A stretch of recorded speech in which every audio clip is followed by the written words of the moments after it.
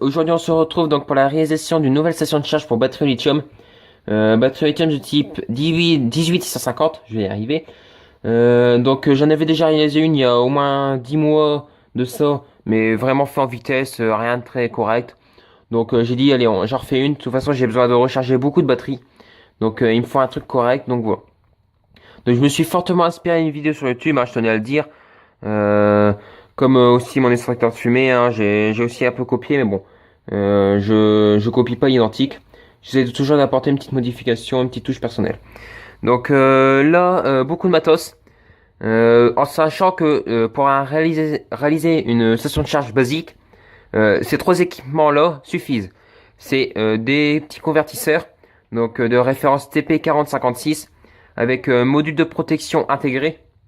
Donc si la tension descend en dessous de 2,5 volts, ça coupe la tension. J'avais fait une vidéo dessus, hein, si ça vous intéresse, je mettrai l'affiche en petit là-bas en haut. Mais ces trois équipements-là conviennent. Même pas, on n'est même pas obligé d'utiliser un chargeur comme ça externe, on peut très bien utiliser un chargeur téléphone. Moi j'ai décidé d'utiliser ça parce qu'il sort 4 ampères et au moins ça permet de charger beaucoup plus rapidement les batteries. En sachant que plus on les charge rapidement, avec une forte intensité, on a tendance à un petit peu les dégrader, mais bon, de toute façon les convertisseurs régulent très très bien l'intensité de charge. Ensuite, par rapport à la vidéo qu'il y avait sur YouTube, donc il y avait un mode de charge et un mode de décharge. Donc on va avoir besoin de 4 résistances de 10 watts 5 ohms. Donc là c'est des 10 watts, mais il existe différentes puissances, tout ça. Bon, là c'était les moins chers que j'avais trouvé. À peu près 1,30 € hein, pour dire les prix. Donc besoin de 4, là il y en a que 3, mais vous inquiétez pas, on aura 4 après. Donc pour choisir les modes, 4 interrupteurs, donc c'était un lot de 5, j'ai à peu près payé ça 2,80 €, mais bon. Qui fonctionne très correctement, hein, sincèrement. Un mode off, un mode on et un deuxième mode on. Pour l'instant, je suis assez étonné de la qualité. J'étais plus déçu, on verra au bout de quelques mois d'utilisation s'il fonctionne toujours autant bien, aussi bien. Ensuite, donc là, comme on va avoir besoin d'énormément d'affichage, tout ça. Déjà des LED pour connaître la position de l'interrupteur. Donc si on est en mode charge ou décharge, on peut se dire que par exemple le mode décharge ça va être 2 barres et le mode charge ça va être 1 barre. Mais moi j'aime bien avoir une petite LED d'indication. Bon, ça fait coloré, c'est sympa, tout ça, c'est bien. Donc accompagné bien entendu de la résistance de 150 ohms. 4 LED RGB. J'ai précisé un peu les couleurs, rouge pour dire décharge et vert pour dire charge. Ensuite, continuons dans les LED, 4 LED vertes et 4 LED rouges qui vont venir remplacer les LED CMS qui sont sur les petits convertisseurs. Comme ils vont être cachés, ça me semblait utile de remplacer les LED. Et 4 LED rouges de récup, donc c'est parce que j'en avais plus des comme ça, hein, mais bon, c'est des 3 mm, c'est exactement les mêmes. Pour dire, indiquer si la batterie a fini de décharger. Comme ils ont un petit module de protection, quand la tension sera coupée, il y aura plus 500, environ 2 volts 5. Ça va couper la tension et la LED va s'éteindre. Donc c'est aussi une indication. Bien sûr, je mettrai une résistance de 150 ohms aussi. Ensuite, des voltmètres pour connaître la tension des batteries. Donc ça permet aussi de connaître la tension lors de la charge, donc si c'est bientôt fini de charger ou pas du tout. La décharge, si elle a bientôt fini de décharger ou pas du tout. Et aussi, ça peut servir de voltmètre. Si on veut juste connaître la tension de la batterie, on allume, on met sur position off, on met la batterie dedans et ça va indiquer la tension en temps réel sur le voltmètre en question. Cela à peu près 2 €, 1,40 €, autant pour moi, 1,40 €. Bon, ils sont assez corrects, ils sont bien. Bon. Voilà. Et expédié aussi dans sa charte statique, donc ça c'est un plus quand même. Et pour terminer, un petit module ampère-mètre. Donc ça c'est une petite amélioration aussi que j'ai décidé de mettre pour dire que je connais l'intensité consommée en temps réel. J'ai une petite option que j'ai décidé de même vous. Et tout ça tiendra dans un caisson. Un caisson pas fermé mais bon. Une boîte comme ça qui fait à peu près 25 cm de longueur avec tous les éléments. Ampère-mètre, voltmètre, compartiment à pile, interrupteur en bas, tous les trous pour les LED, tout est déjà fait. Il n'y a plus qu'à positionner. Voilà, là j'ai tout le matos. J'ai pas de prix, je vous dirai ça plus tard, mais là, il y en a au moins pour en matos 15-20 €, je dirais, à vue d'œil. Mais bon, c'est pour réaliser un chargeur, les chargeurs du commerce, certes ils sont mieux, mais c'est toujours bien de le fabriquer soi-même, au moins on peut mettre les options qu'on veut. Donc là, je vais tout de suite commencer la réalisation et on se retrouve après. J'ai pas trop mal avancé, j'ai même plutôt très bien avancé.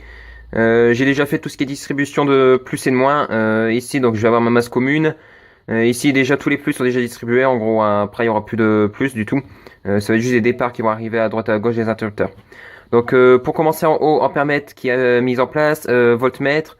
Ici c'est les LED de décharge pour indiquer si ça finit ou pas de charger, décharger. Ici les LED pour indiquer si c'est fini de charger ou pas par rapport au circuit parce que je les déporte les LED. Ici les interrupteurs, distribution. Ici donc les fils verts ici donc qui sont soudés en haut de l'interrupteur, c'est tout simplement pour le vert de la RGB et ici directement soudé comme ça directement sur la patte, hein, sans isolant, sans rien, directement la bande rouge, la LED rouge, donc voilà.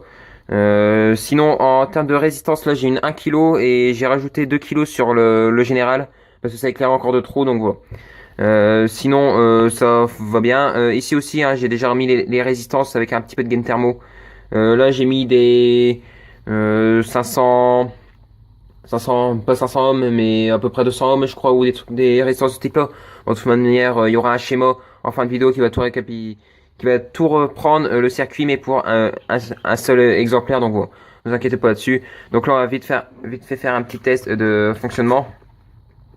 Donc là, j'allume, donc voilà, là j'ai tout ce qui est indiqué. Donc là, je consomme, c'est l'ampérage, donc à peu près 30 mA consommé par les affichages là. Et là, j'ai allumé une LED, donc par exemple vert, rouge, vert, rouge.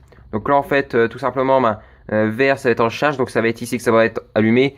Rouge ça va s'allumer en haut, donc ça va être la décharge tout simplement. Bien entendu le voltage ça sera le voltage en temps réel de la batterie. Et l'intensité ça sera l'intensité réelle consommée quand ça sera vert. Rouge je peux pas le mesurer malheureusement, donc voilà. C'est juste un petit, donc voilà. Là j'ai encore avancé, je vais essayer de le terminer au maximum et on se retrouve après. Donc là, après une après-midi de travail, j'ai fini tout ce qui est partie charge. Donc recharge des batteries, c'est bon, c'est opérationnel, ça peut déjà fonctionner. Donc dans la partie recharge, tout ce que j'ai fait, c'est alimentation ici des circuits de charge. Donc à chaque fois un fil qui vient de chaque interrupteur.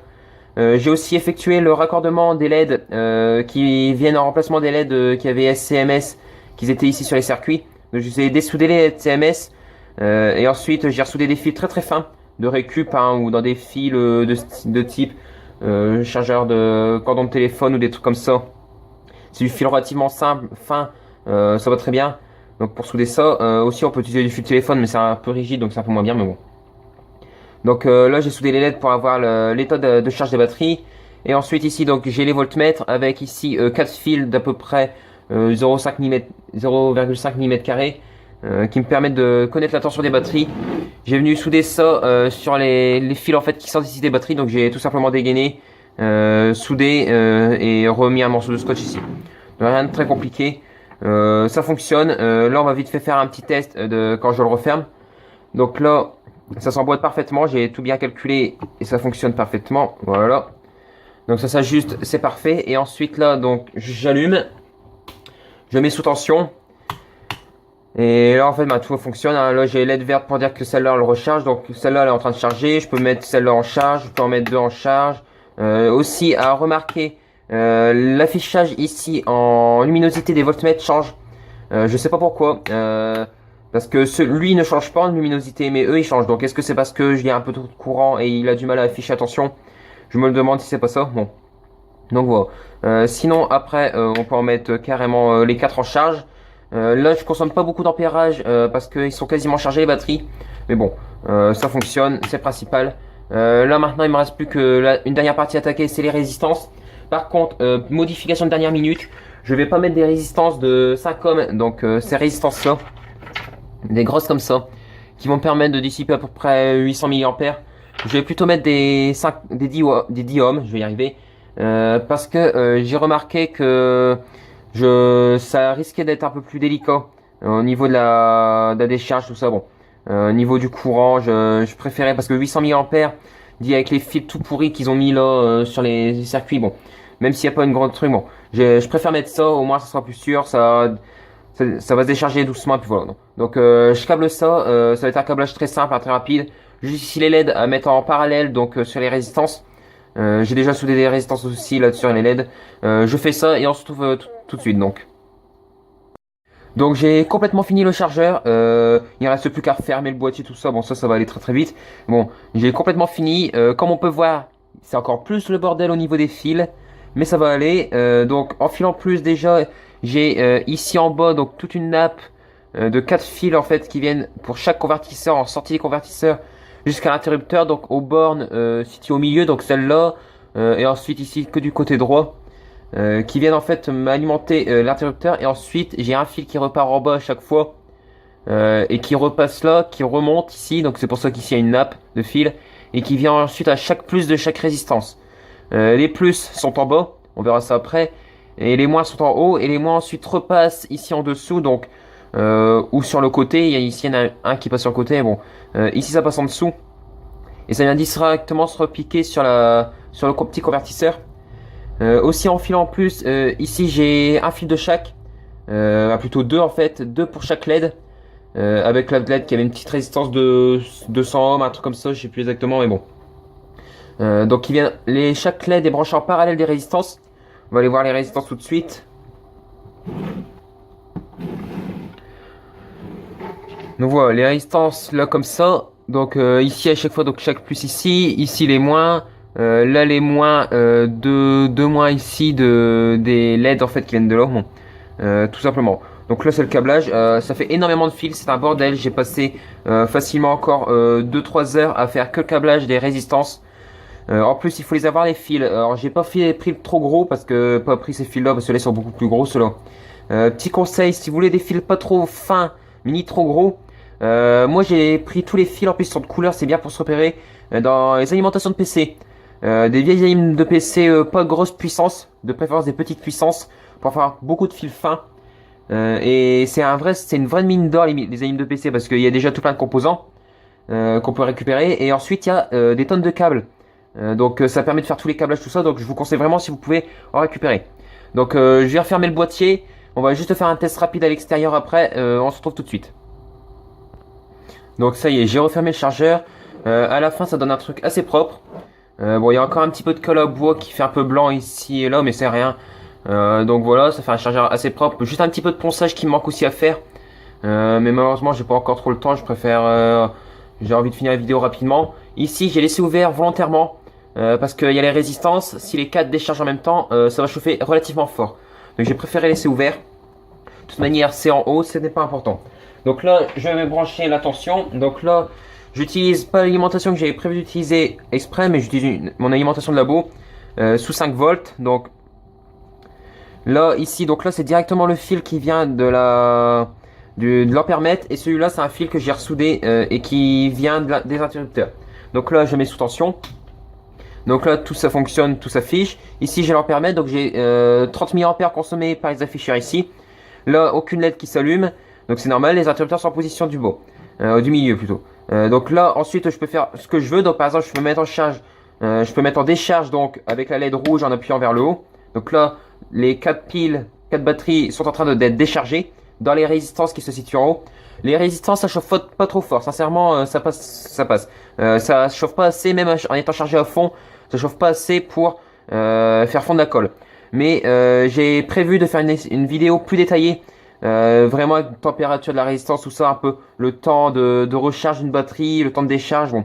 Donc je peux mettre en charge les batteries. Donc là, les 4 batteries avec les LED vertes, c'est en charge. Donc ici, j'ai les LED rouges qui sont allumées. Et ici, quand la LED verte en haut s'allumera, c'est-à-dire qu'elle a fini de charger.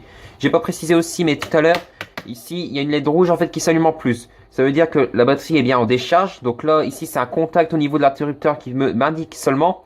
Ici, c'est pour vraiment m'indiquer qu'il y a vraiment une tension qui arrive dans la résistance.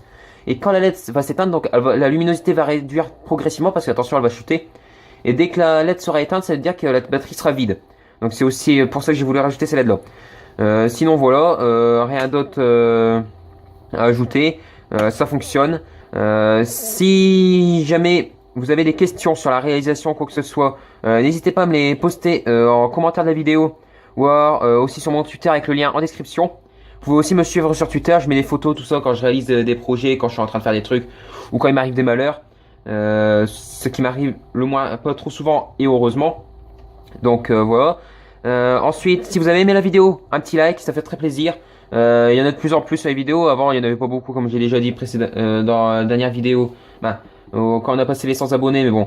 Maintenant, il y a vraiment beaucoup de likes, et je pense en attendre vraiment beaucoup sur celle-là. Donc, explosez la barre si vous pouvez. Partagez la vidéo. Sincèrement, c'est un gros projet. Je n'ai pas de prix là en tête de combien ça m'a coûté, mais je le mettrai dans la description, les premières lignes, le prix du coût total. Mais bon, c'est un super beau projet, super bien fini. Je suis vraiment fier de moi. Je me suis vraiment bien appliqué, contrairement à des projets où je me suis beaucoup moins bien appliqué. En temps de réalisation, j'ai mis une semaine à le faire, mais avec les cours entre deux, bien entendu. Donc bon. Et ensuite, bah, partagez la vidéo si ça peut intéresser quelqu'un et surtout abonnez-vous parce qu'on est de plus en plus. Récemment, on a passé la barre des 100 abonnés et sincèrement, bah, je savais pas quoi dire à ce moment-là parce que je pensais pas la dépasser avant fin d'année, tout simplement, avant 2019. Donc, bah, vraiment, je vous dis encore merci encore une fois. Et puis voilà. Donc, j'ai assez parlé, vidéo beaucoup trop longue. Moi, je vous dis salut à tous et à la prochaine.